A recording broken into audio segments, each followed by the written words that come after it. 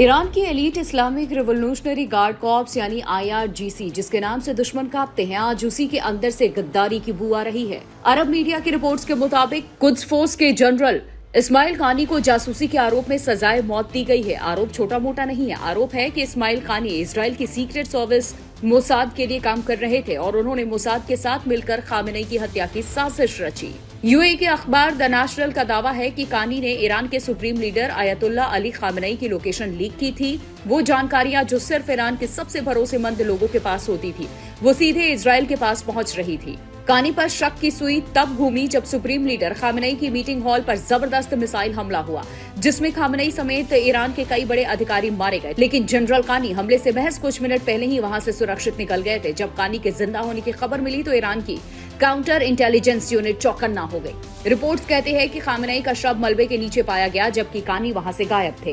क्या ये महज इत्तेफाक था या फिर कानी को पहले से पता था कि वहां मिसाइलें गिरने वाली हैं? ये पहली बार नहीं था। इससे पहले भी बेरूत में जब हिजबुल्लाह चीफ हसन नसरल्लाह को निशाना बनाया गया, तब भी कानी मीटिंग से ऐन वक्त पहले गायब हो गए थे।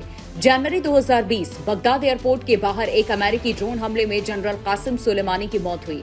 सुलेमानी ईरान के लिए एक लिविंग लेजेंड थे। उनकी जगह लेने के लिए इस्माइल कानी को चुना गया। कानी को ईरान की प्रॉक्सी वॉर को चलाने की जिम्मेदारी दी गई। लेकिन पिछले 4 सालों में जिस तरह से एक के बाद एक ईरानी कमांडर और वैज्ञानिक मारे गए, उसने तेहरान के भीतर डर पैदा कर दिया था। सितंबर 2024 में भी कानी के मारे जाने की खबर आई थी, लेकिन वो फिर सामने आए।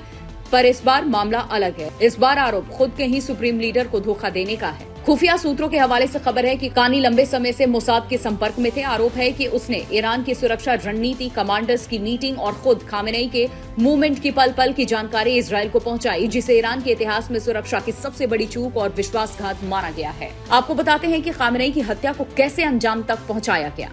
28 फरवरी की उस सुबह ईरान में सूरज तो उगा, लेकिन वहां की सत्ता के लिए वो आखिरी सुबह थी। इजराइल और अमेरिका के जॉइंट ऑपरेशन ने ईरान के सर्वोच्च नेता आयतुल्ला अली खामेनेई समेत 48 टॉप कमांडर्स को मिट्टी में मिला दिया। यह हमला इतना सटीक था कि किसी को संभलने का मौका तक नहीं मिला। इजराइल के मुताबिक खामेनेई को खत्म करने की बिसात नवंबर 2025 में ही बिछ चुकी थी। पहले यह हमला मई जून 2026 में होना था। मोसाद और IDF महीनों से रिहर्सल कर रही थी, लेकिन ईरान से आए इंटेलिजेंस इनपुट से ट्रंप के कान खड़े हो गए। अमेरिका इजराइल ने 28 फरवरी को ही खामेनेई को मार गिराने का फैसला लिया। इजराइल के एयरबेस से 200 लड़ाकू विमानों ने एक साथ उड़ान भरी। इनमें वो विमान भी थे जो दुनिया के सबसे घातक बमों GBU-28 और GBU-57 से लैस थे। ये बम आम नहीं है, इन्हें बंकर बस्टर कहा जाता है।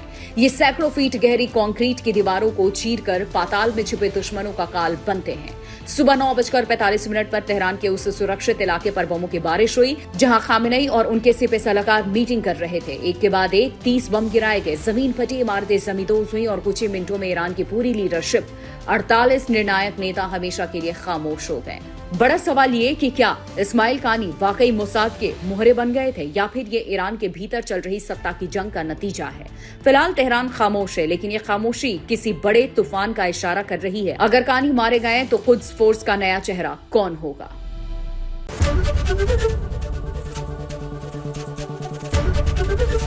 ABP गंगा, खबर आपकी, जुबान आपकी।